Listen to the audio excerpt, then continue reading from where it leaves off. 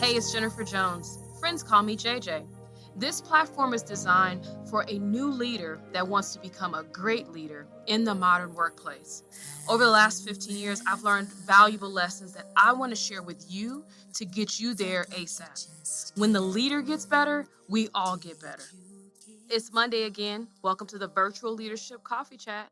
If you don't already have it, go grab that cup of coffee, maybe that cup of tea. If it's a little late at night and you want a glass of wine, it's all right with me. You can always push pause. Let's go. So, for the last 2 weeks, we were talking about respect and how, more than 50% of employees in the United States actually feel that they are not respected by management. And you remember I said, we should, as leaders, take that personal and we should do something about it. And I talked about, how you begin to practice being more respectful, not try, but train to be more respectful. We talked about making sure you're looking your employees in the eye, or making sure that the folks are equipped and that you're doing the hard things. You don't let bad behavior go unchecked. I want to dive a little bit deeper into what I believe it means to ensure that people are equipped. I think one of the first and foremost things that you have to do is let folks on your team know what their priorities are. What should they be working on?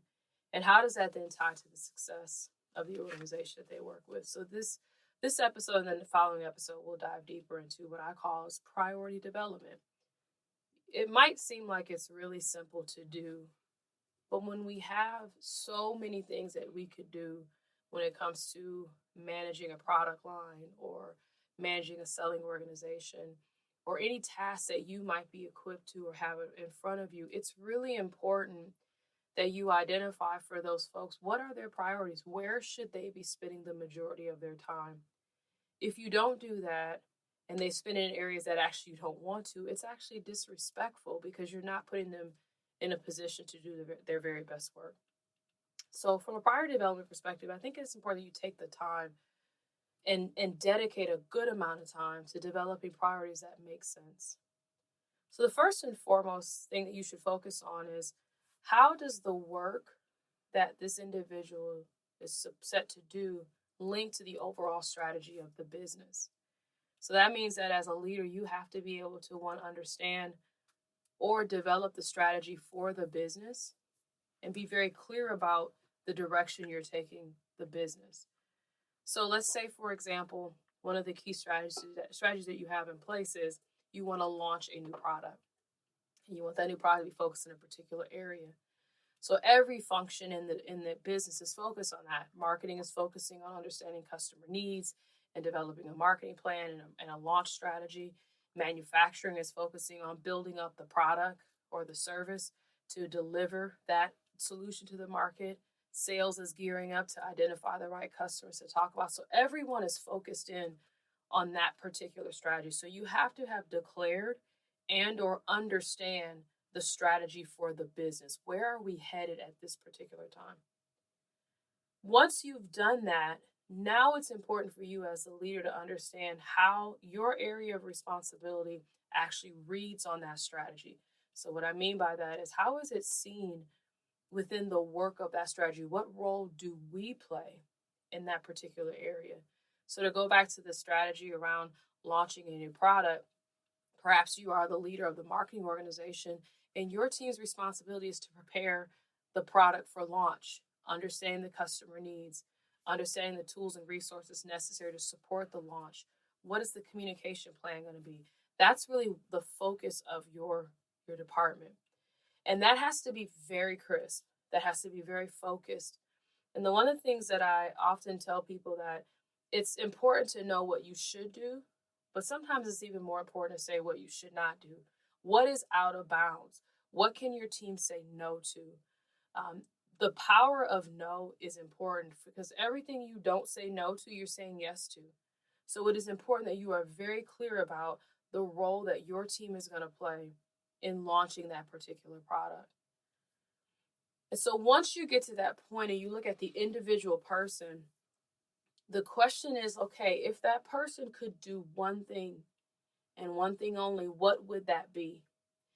And that's really important because it helps that individual know how to prioritize their day, prioritize the time that they spend, prioritize the people they spend the time with in the organization, it really helps them put that task first. It also helps them understand what to say no to. Because if what they're being asked to do is not in line with that number one priority, it shouldn't be done because it's going to come at conflict with that.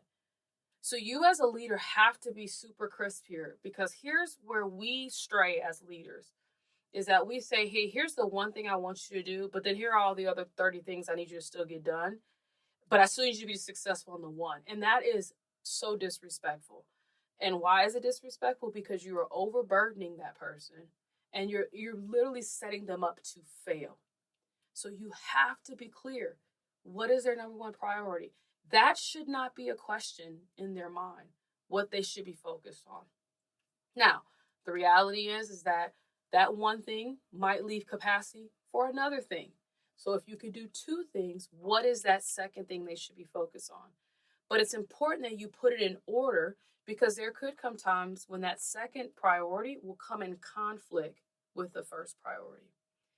And then last but not least, if there's still a little bit of capacity, what's the third thing? The one thing that I've learned as a leader over the past 15 years is that we never can predict what the just in case stuff that happens, or the oh and by the way things that happen.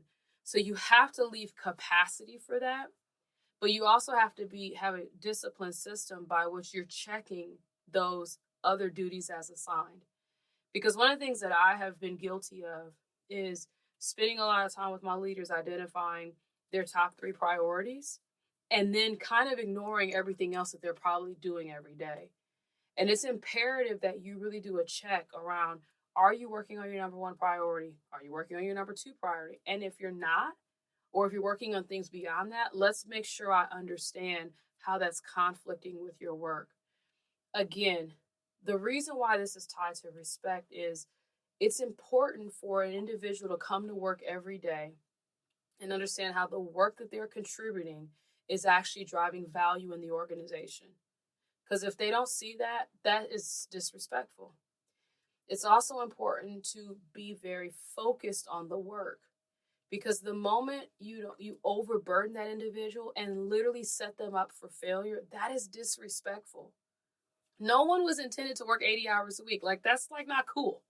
I know sometimes people think it's a badge of honor to say, I worked 80 hours a week. But if somebody's working 80 hours a week, that's 40 hours they're not spending with their family. And that is a sign of someone that is overburdened and their work is not prioritized. That is disrespectful. And if this pandemic has taught us nothing else, it should teach us as leaders the value of our employees' time. Period. So you have to be crisp on what you want them focused on. And it cannot be a list that is overburdening, because that is disrespectful. Next week, I'll talk a little bit more about how you then manage the priorities that you've developed. See you next week.